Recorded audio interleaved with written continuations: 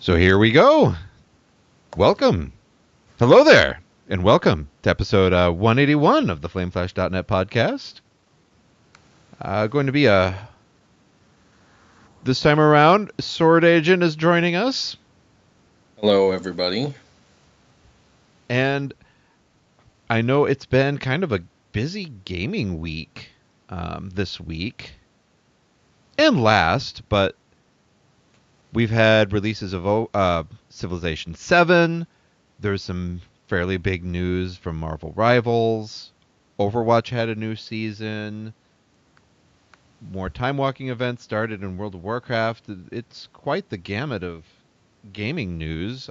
Fortunately, politics has been a little calmer / quieter, just as we fall into the chaos that is the new administration and are starting to grow calluses against some of it. But I think Sword Agent is joining us primarily for Civ 7.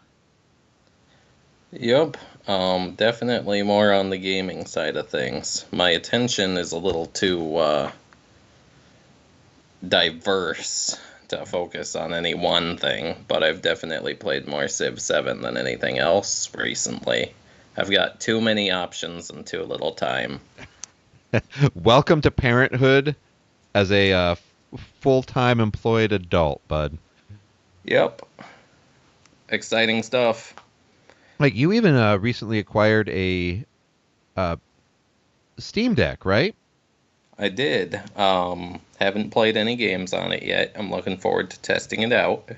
I'll probably be buying Civ 7 again on Steam because I'm a PS5 player right now. But after having the Steam Deck, I'm confident that I'll be able to access my Steam library slightly more than what I was playing beforehand. So far, I'm just trying to install some stuff, get it set up, customize it. So, first game I'll likely try on it is Marvel Rivals, see how that performs. I've heard mixed things online, but I'm going to see how I can get it up and running. And then I'll be investing into some new games on Steam. Awesome.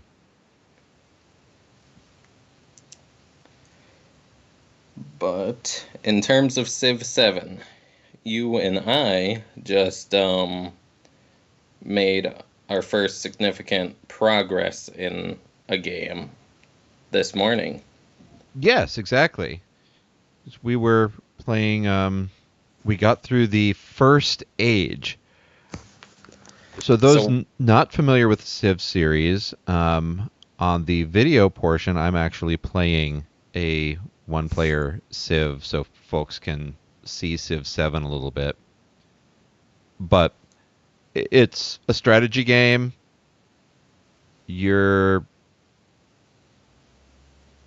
going in. It's like Civ 7 brings back the advisors of the OG Civ. Like Civilization has been a long-standing strategy franchise. You take over the world, you establish cities, you run your empire, and you hope to get to outer space. well, you hope to get to outer space. That's Well, that was like the original premise, the original final win condition. It was either take over the world or get to outer space. Those were the two original win conditions. okay. I'm assuming that's for 1 and 2. Right. And then once 3 hit, we got the cultural victory pattern as well. I believe 4 then gave us religion, and then 5 and 6 kind of built on both of those.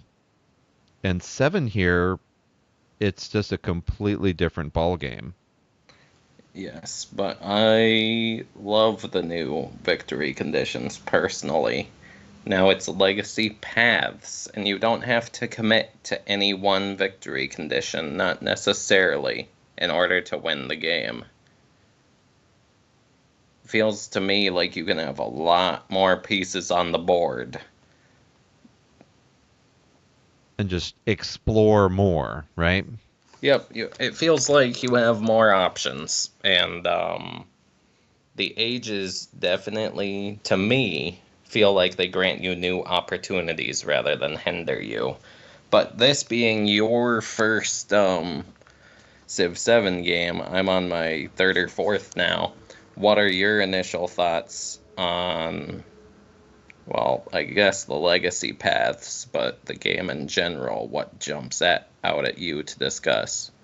Well, it's just we're staying hex grid. Hex grid was introduced, I believe, in Civ 5, I think so. and because 5 was your first Civ, wasn't it? I feel like I played a little bit of 4 Just a on little bit of your 4. on Yeah, your Steam account, just a little bit of 4, that sounds and right. and then I played um, Revolution on the PS3. Yeah. Yep, and then I played 5, 6, and now 7. So 1 through 3 I didn't play. Everything else I have, Cool. Okay. including Beyond Earth. Mm. Yes, which was actually a pretty good space Civ. It was a good spiritual successor to Sid Meier's Alpha Centauri. I heard it had a rough launch, but if you went back to play it now, I hear it's pretty good, as goes with all Civ games. Pretty much, yeah. Speaking of launches, I would say that Civ 7, in my experience, is probably the best vanilla Civ launch. So no DLC, no expansions, nothing yet. I think it's the best vanilla base game launch in the series so far. I'd be hard pressed to disagree. Six's launch felt stilted and awkward because it was bringing in the whole district process that we just weren't used to yet. I I did not enjoy 6 at all when it first came out. I Yeah. could not get into it.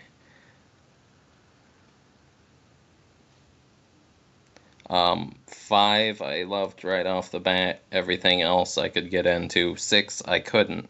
7 feels like it's actually, I wouldn't say it's an evolution of what 6 brought to the table, but it does carry over all the right elements. I'd agree with that. Because now you don't have straight up districts, but you do have like these certain specialty quarters that you can make because you're you're still limited in terms of where you can put buildings, adjacency bonuses, how many buildings you can have on a tile. And you can get even more bonuses from having certain buildings with certain buildings. So there's a lot of elements that carried over from the ideas of districts, but you're not as constricted as just where on the map you're going to be putting all of these things. Right.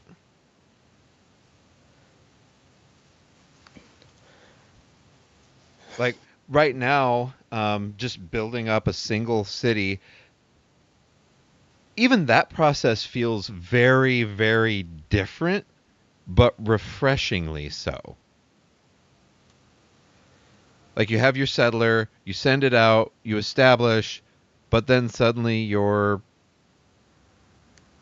say, jumping from it being a little town to it becoming a city and managing it. Yeah, and while it's a town, you can really do whatever you want. You can just let it sit there. You can specialize it. You can purchase buildings for it and give it a little head start before its population is up and you're ready to convert it. I mean, there's a lot of options from just letting a place sit idle to trying to develop it right away. and it just adds a little more it maybe time management, I would say, because you have to be ready to figure out when you're going to establish a town, convert it to a city, versus when you're going to specialize. And it's all in relation to time because you have to get certain things done before the end of the age. Right. And that's one of the things that in my first playthrough there, I was definitely still trying to figure out is, okay, what the crap am I doing here? And I'm still definitely learning. But you feel like you're learning pretty quickly, I'd imagine. Wouldn't you say? Oh yeah, especially given that this isn't my first Civ.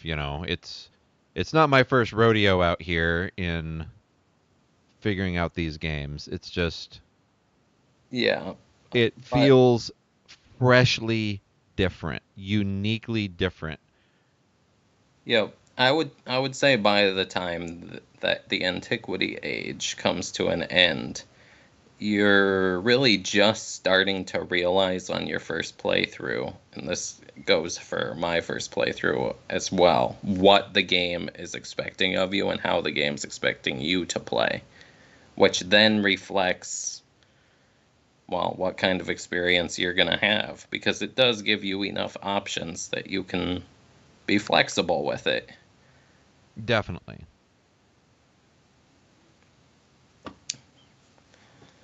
I mean, just on this game this morning, I was pretty much a jack of all trades. I think I saw you pursuing science slightly heavier than anything else, but I couldn't say that for sure. No, I was definitely going slightly the jack of all trades as well. Like the building up the merchants, the exploring, starting to build up that military because there was that weirdness that was happening. And it all definitely felt different. The tech tree feels extremely different as well. Really, because the tech tree is something that I felt like was one of the most similar things. Not the science of victory conditions, but the tech tree itself, I thought felt very similar. It looks similar, but it feels so different because when you go into the tech tree now, you're the age of antiquity only in the tech tree, for Oh, example. so So you just you can't go farther out because you are trapped in the specific age. so you're not sure how you feel about the tech tree just being sectioned up like that, then? I don't know because like as we rolled from the antiquity age to what's the next age? Exploration. The age of exploration. As the noob, you definitely still are ahead on things and have been. It just also feels like, okay, well, what do I aim for in the tech tree now? That depends on what legacy path you want to go for. And that's what I'm still definitely figuring out is this legacy path thing. It's a completely new way to play Civ in I comparison. Yeah, I think it'll be for the better though in the long run. I'm sure that they have some improvements in mind. I'm sure that there are plenty of criticisms out there. Um, for me, it feels on my third or fourth playthrough now, it feels like a much more casual experience than six, I'd say. But I like that because I could tell you the number of Civ 6 games I actually beat, which was zero. Whereas Civ 7, I've already gone through like three games.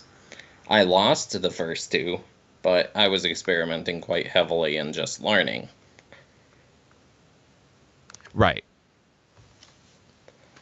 now that I have the system within my grasp a little more, I definitely can appreciate it. What I'm curious about is how they're going to add future content to this game. Are they going to make adjustments to the current ages, or are they going to add new ages in the future? Because what we have here feels like it's pretty set in stone. The entire structure of the game is built around these legacy paths Mm-hmm. and the ages. So I'm not sure what kind of DLC or expansion they could come up with to change the game and keep it relevant without adding future ages. Right. And yet, a future age would definitely be a useful, welcome addition. Yeah, because what I can tell you, you're not quite there yet, but I think the modern age feels way too fast. Antiquity, exploration, I think those are good. Modern age, it can speed by in the blink of an eye. Hmm. So I would I would really like one more age past modern. Whether they just call that a future age or come up with some other word for it. Well, I I mean, right now we are what scholars call the information age. So we could definitely go and tack on an information age and then perhaps a space exploration age, or, keep going on the ages. Yep. Fine. Yeah. And I suppose that would come down to how much fine tuning. I don't know how much more they could split up the ages that we have now, though, is the thing. Like, even between the ages we have now, I'm not sure where they would tack another one in there. They could definitely tack one at the end, but I don't know how they would fit another one in between antiquity and exploration, or between exploration and modern. Gotcha. Because the general flow of the game, I'm pretty comfortable with it. I like it. I really appreciate that I can actually get to the end of a game now without feeling like I gotta play the same game for a month. Um, but on one of those games, it just felt a little too fast. Hmm.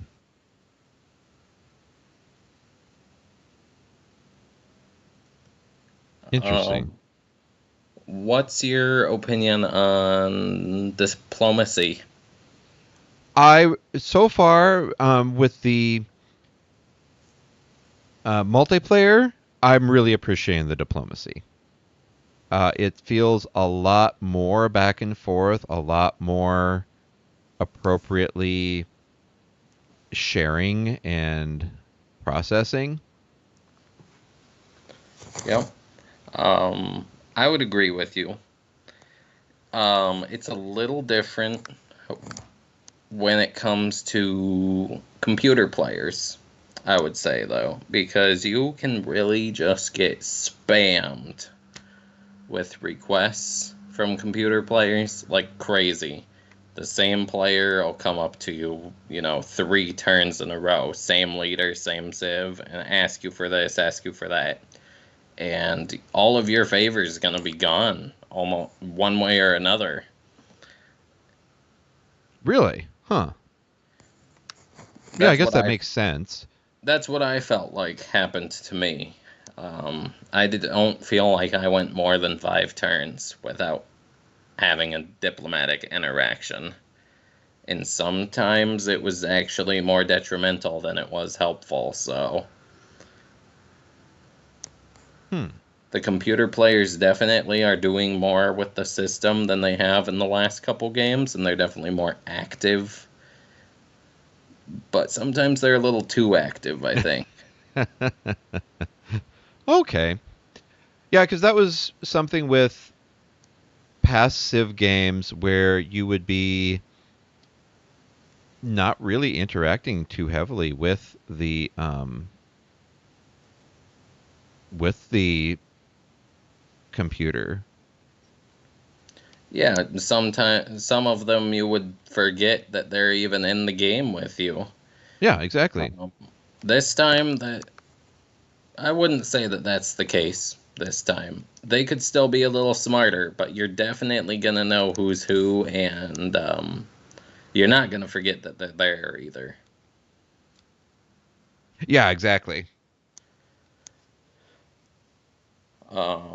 Any specific legacy path that you would want to talk about over the others? Were you going through and reading like progress, objectives, and quests and whatnot? So far, I think I have the best understanding of like the economic one, just because it's the resource gathering and you're boosting your stuff. Yeah, it's a pretty nice simple start. It's a great way to start a new player out in the game. They have the perfect objective for the first stage, first time booting the game up. Exactly. And same with culture. Culture's just a wonder race in the first stage as well.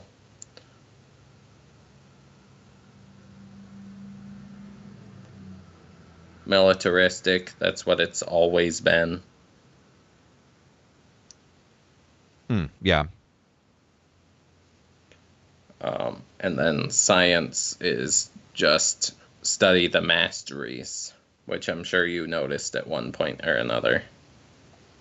Yes, and then you get little codexes and you build those up. Yep.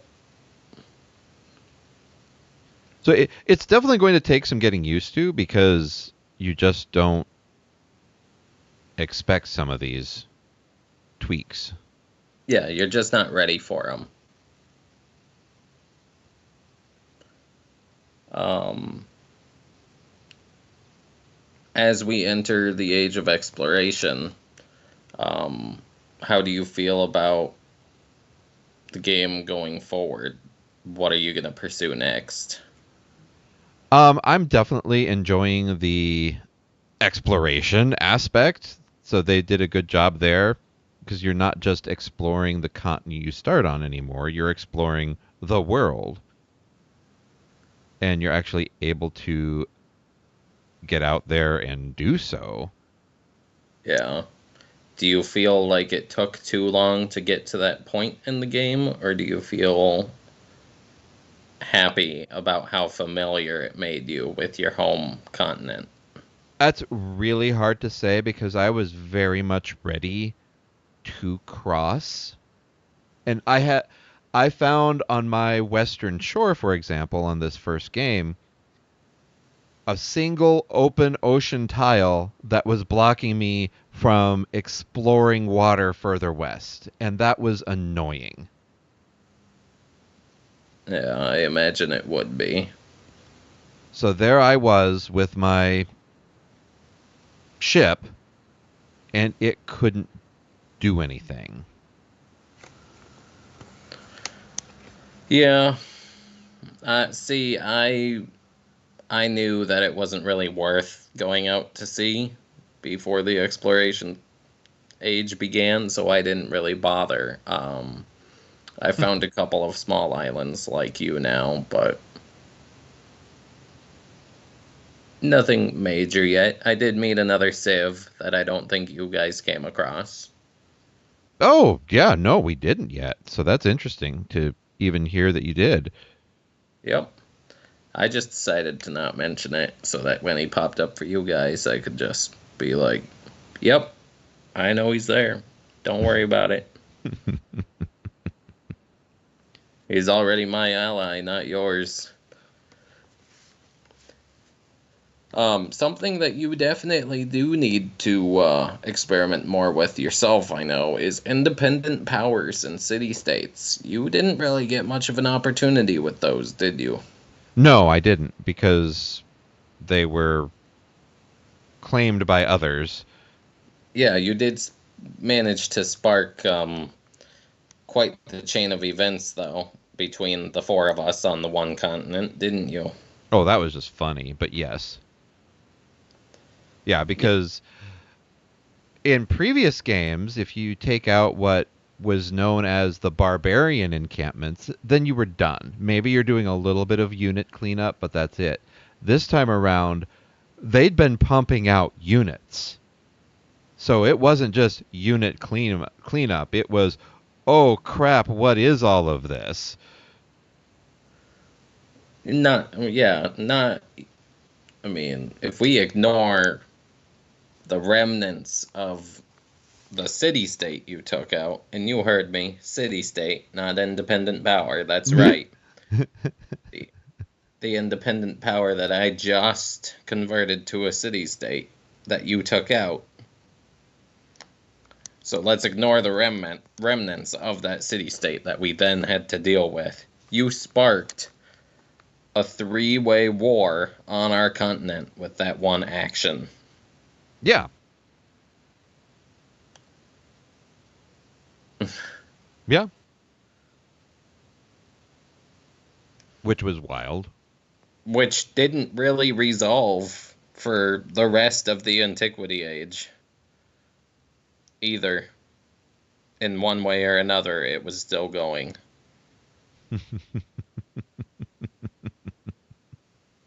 I suppose it was.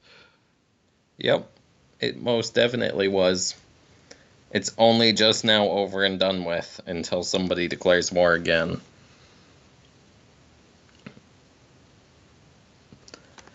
Um, yeah, launch of Civ 7 though to where Civ 6 was at the end of its life cycle. How do you feel that the games compare so far? So far, very good. 6 felt much more basic in comparison when it first launched to what we have here. Yes. Civ 7 is not more complicated than where Civ 6 ended, but Civ 7 is more complicated than where Civ 6 began, is what you're saying there, right? Right.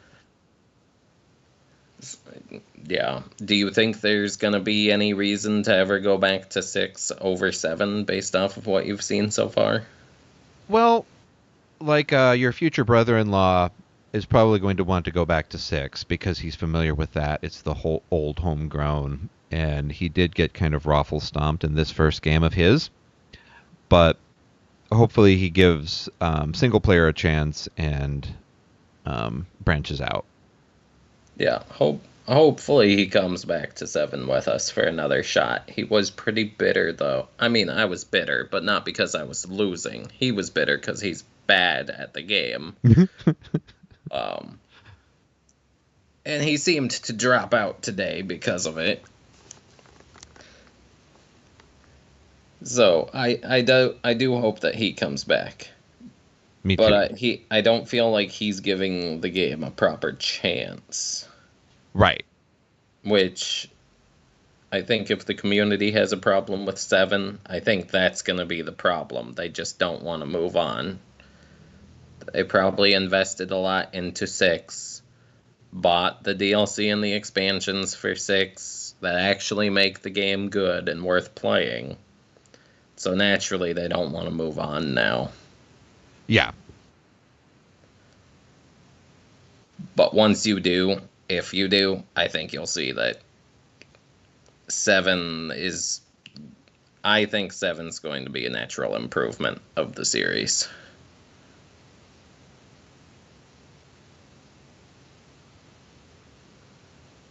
I really do too. Even the diplomacy feels fresh and different and positive. Yeah, it feels like they have plans for evolution. Yes. So, which they always do. But somewhere in there, I don't know where, it just feels like they're going to have a little extra wiggle room with this one. Like Definitely. the expansions for this game are feel like they're gonna have to be bigger and more impactful than previous games. Is what I feel like is gonna happen. Yes, I agree.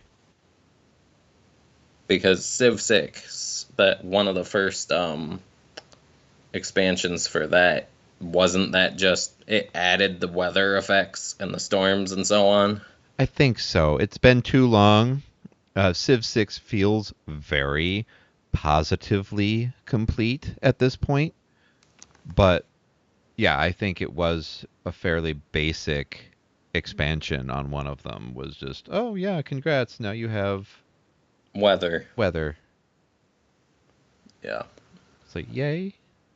I guess one other thing that we haven't touched on at all that we probably should is just the overall look of the game compared to the rest of the series. Oh, it's gorgeous. Yeah, it looks great, but how do you feel about the style? Because it's not straight up just realism. I feel like it's somewhere between what 5 wanted to be and what 6 wanted to be. Obviously, with next generation improvements in mind on top of that. But Yeah. I think, well, it just overall is so much prettier. That's the thing.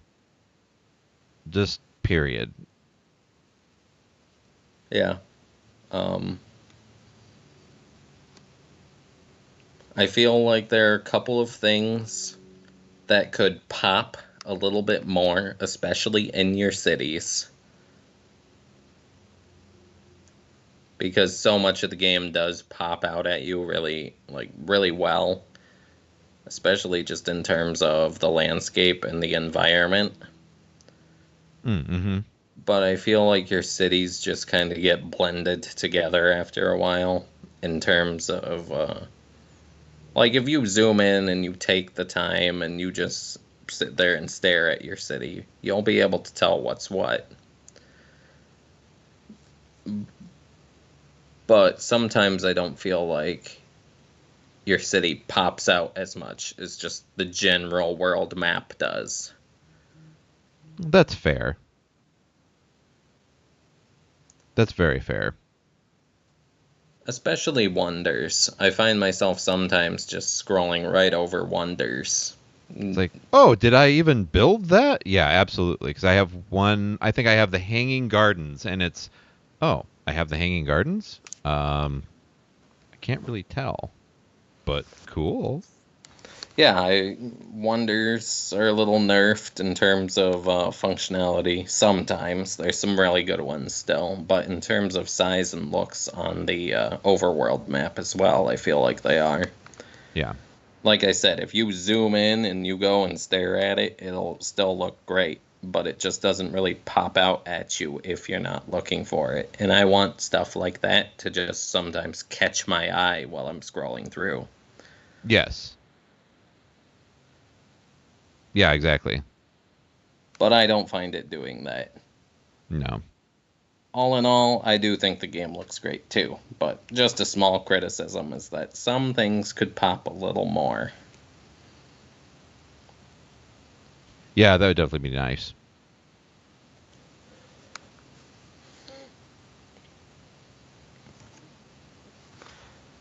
All right, any big criticisms you have? Not yet, really. It feels good, so I'm happy there. Um, the city state process is still going to take some getting used to, but that's just, me getting used to it, not a negative of any kind. Yep, for sure. All right. Well, I don't. Given that you've only played the first age of the game so far, I don't think there's too much more that we could discuss about Civ 7. Anything else you wanted to touch on? Not really with 7. It's strong and it's going to continue to grow and be a very positive thing, I think. Just Yep. as it continues to evolve and we figure out what their next plans are, I'm eager to see what comes of it. All right. Well, I know that I'm definitely looking forward to playing through the Exploration Age with you. Yes, and now we're there. Yes, it does feel like genuine progress was made. Definitely. All right. Well, I think until we complete exploration, then that's a good way to cut off Civ 7 for now. Yes. And yeah, at this point, it's just waiting it out. It's feeling it out. It's learning 7. Which, which learning the new game has been my favorite part of the game so far. So as I play it more, complete this game with you, I'll need to pick my next favorite thing, but we'll see what that is. Yeah, definitely.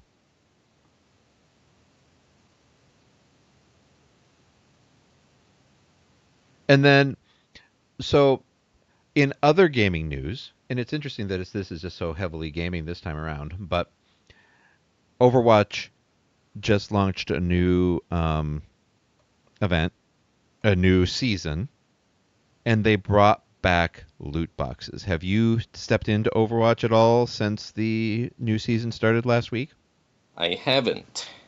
Have you? Yes. And that's the really cool thing there because I remember us talking about how okay, well Marvel Rivals you get the battle passes that are just permanent battle passes, right?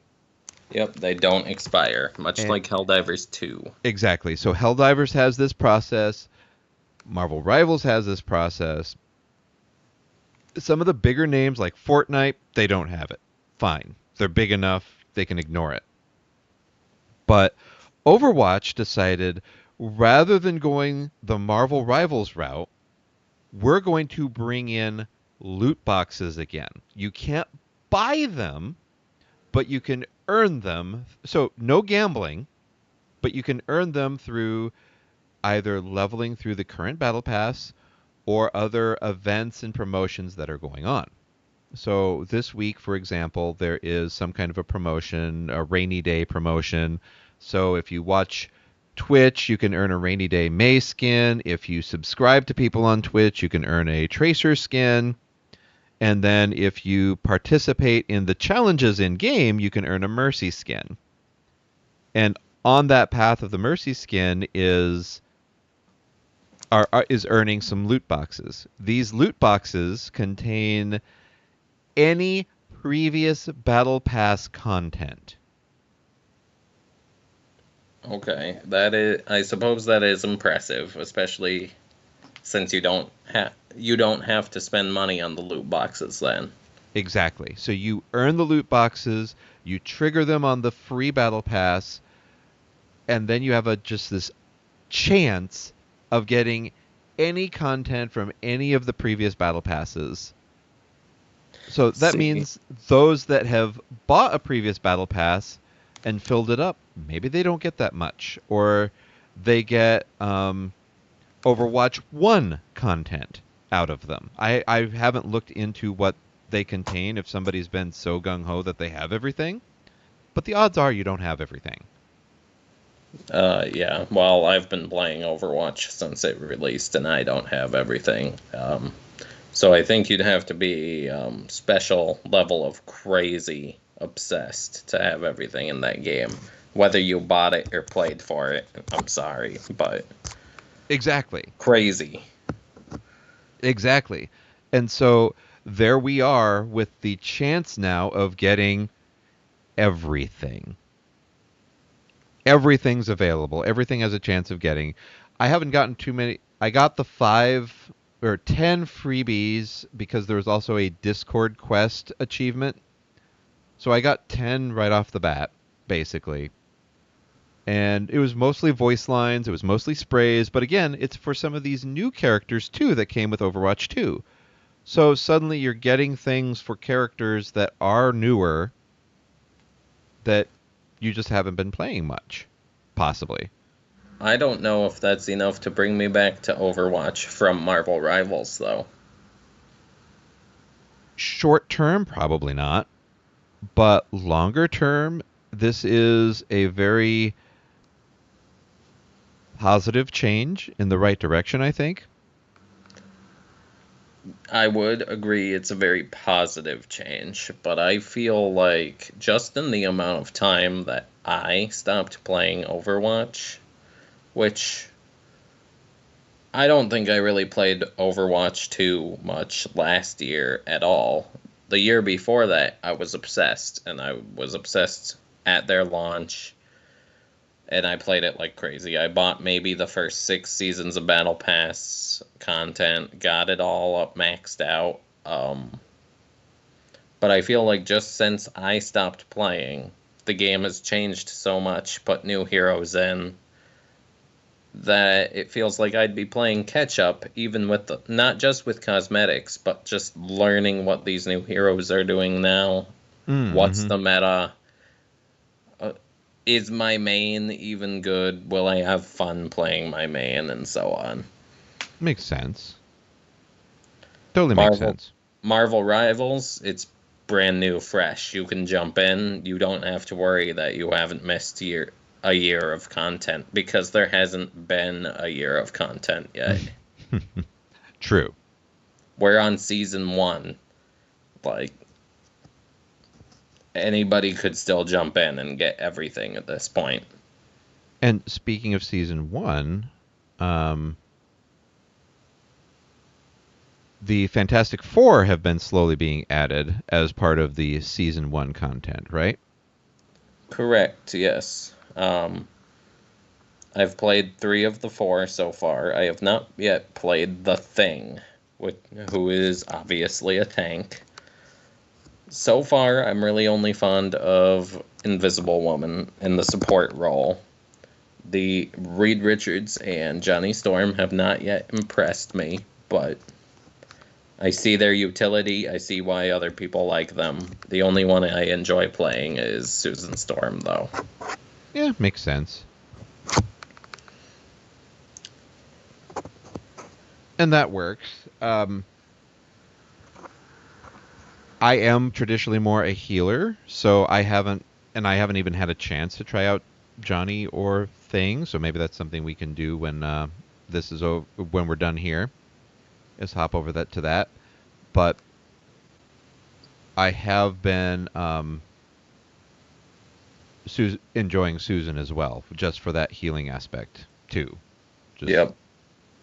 I've been finding that my favorite healer is, in fact, Rocket.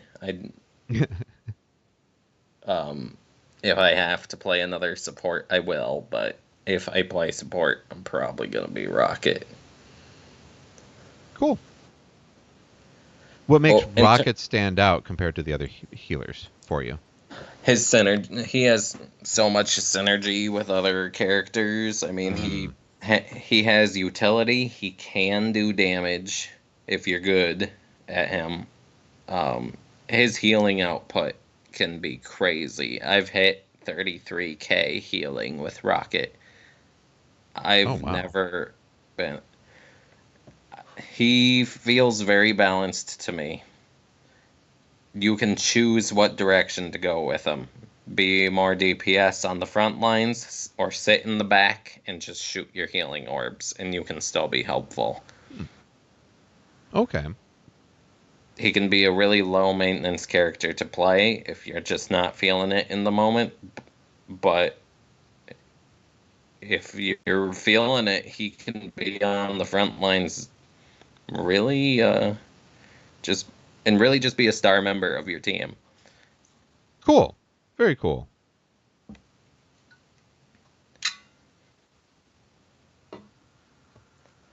In terms of Overwatch 2, though, I don't know.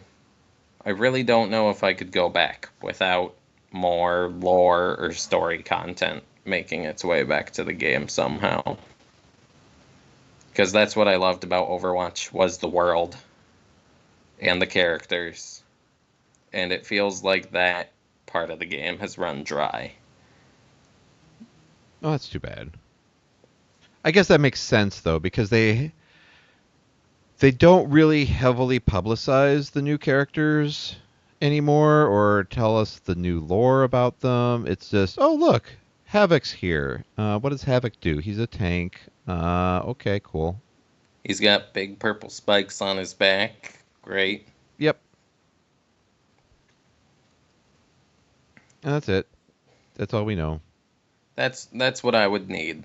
I would need the PvE campaign that was promised to begin with, and I would probably play the crap out of that and play quick play and competitive again as well. It would probably bring me back to the game, but I don't know if I'll go back till then. Cool. If that even ever happens, we'll have to wait and see. Right.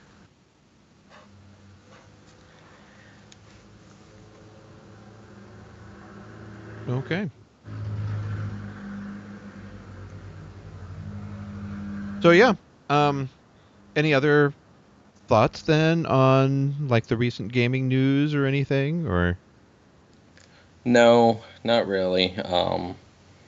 We could touch on Marvel Rivals' success versus why it's getting rid of its teams, but that'd be a whole other conversation. Oh, I, So, we should probably touch on that at least because it is absolutely disgusting that the American team got laid off after as much success as it's gotten. It makes yeah, zero sense. Well, it makes sense business wise, but why burn all of the um, positive momentum that you have? yeah. So I could read off a couple numbers to you about that quick. So keep in mind the game launched in December, right? We're in February now, so the game's maybe been out for 3 months. I don't remember what day Marvel Rivals released, but this is barely a 3-month-old game. They have attracted a little over 40 million players since their launch. Jeez. 40 million. So NetEase, I believe, is the parent company Yes. behind Marvel Rivals, generated $2.9 billion in gaming services revenue during the quarter that this game was released. Yeah, it's kind of hard to justify why in the world that they just kind of laid it off everybody, with that being the case. Yeah. It it was supposedly hundreds of jobs that they cut. Yeah, that makes no sense. Zero I, sense. yeah, I don't think that there's a clear reason why they did it still. I'm sure a statement will come out from somebody, but Yeah, I don't think there's a clear reason on the scene right now. So me either. It it's from what it looks like, it's disgusting greed. And that's the unfortunate thing.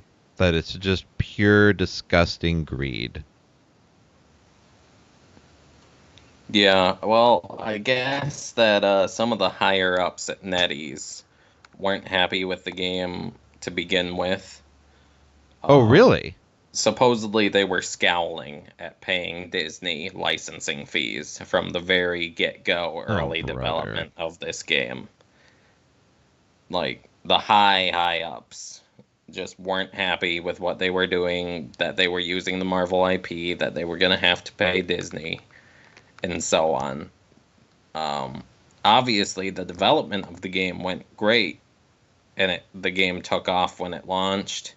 Mm-hmm. But supposedly, the higher ups were never happy that they were making it in the first place and wanted to go a completely different direction. They still wanted their live service hero shooter, but I guess they wanted it to turn out like Concord.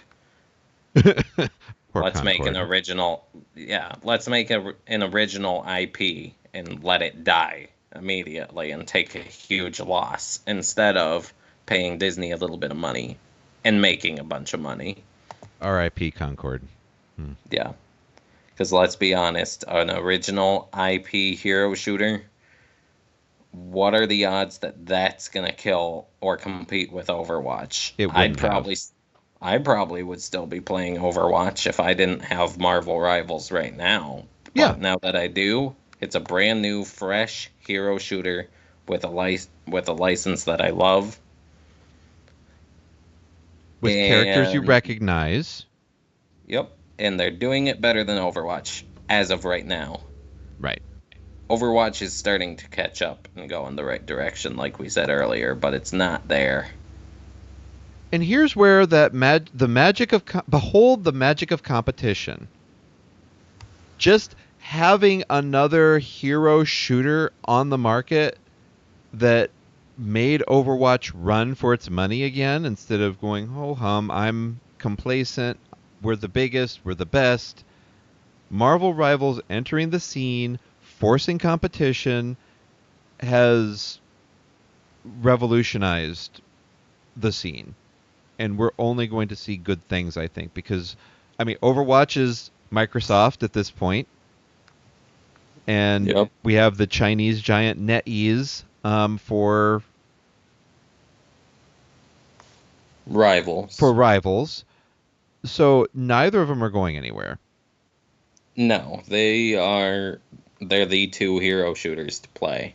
Yeah. I mean, Team Fortress has been gone a long time. Concord Debt was DOA. Yep.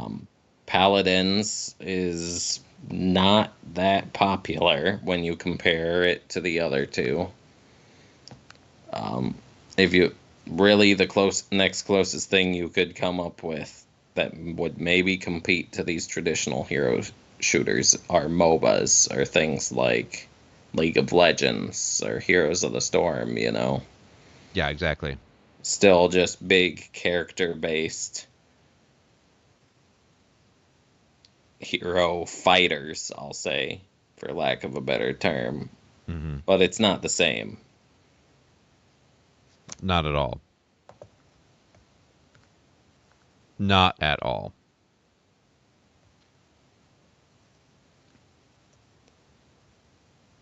And yeah, because those others that you mentioned, because they didn't have the character recognizability element, nor the marketing behind it, people don't play them as hard. Nope. And I was a fan of Paladins for a while. Yeah, Mostly because it started off as free. It might still be free today, I'm not sure. I'm pretty sure it is. And my friends didn't want to pay for Overwatch Right. back in the day. That's and you know it wasn't bad, but every single character in Paladins, you would look at it and go, "Hey, that's Reinhardt from Overwatch, just with a different name." Yeah. And you would do that for every single character. So And while you had that, you're having that a little bit with Marvel Rivals, it's not as strong at all because the element of recognizable heroes is there. yeah, there are definitely distinctive, unique qualities to some of the characters that do set them apart from Overwatch ones. Yes. Even though you can compare a lot of them, there might be a couple one to one. This guy is equivalent to this guy, but there are distinctive qualities there. Exactly.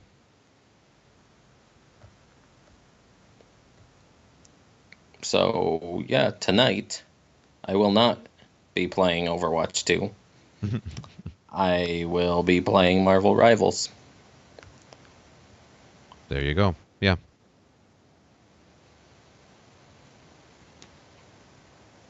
And maybe we'll join you. We'll see. I hope so. But with that, I think we can close out. Almost went an hour, so thank you, and some really good discussion on Civ 7. I'm looking Yep. forward to seeing how Civ 7 grows. I am currently getting my butt kicked by some barbarians right now in the game that I am showcasing, which is unfortunate. But You'll figure it out. yeah. All right. Well, good luck with those barbarians then, and hopefully I'll see you on Rivals a little later. Yes. So if anybody wants to chime in, podcast at flameflash.net, or we have our YouTube channel, or the various blog posts over at flameflash.net. So everybody's welcome to stop by and say hello. And this has been episode 181. Thank you for coming, bud. No problem. Thank you. Yep. All right.